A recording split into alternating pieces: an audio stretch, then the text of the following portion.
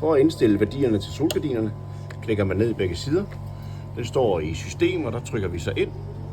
På Sun trykker igen. Threshold, som det hedder, trykker vi igen. Så står den herovre på værdien 25.000 kilolux, som er den værdi, hvor gardinerne begynder at køre nedad. Hvis den er for lav, så kan man trykke ind på den med firkanten. Tryk til højre, hvis man vil op. Så sætter vi den på 30.000 kilolux, trykker OK. Det er herovre. Så skal man lige have ned der værdien, hvor den går ned, den skal vi have med op. Så der er cirka 5.000 kilolux imellem.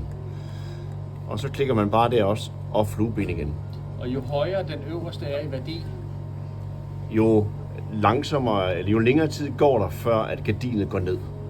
Så hvis gardinet går ned for sent, altså de solen skinner, så skal vi have den lidt ned i værdi igen. Men det er den øverste. Så nu sætter jeg den lige tilbage til der, hvor vi startede. 25.000 kilolux og flueben, og vi gør igen her. Jeg skal lige ind på den, og så ned. Så der er de der 5.000 kilolux imellem. Når man er færdig, trykker man på kryds for at komme ud.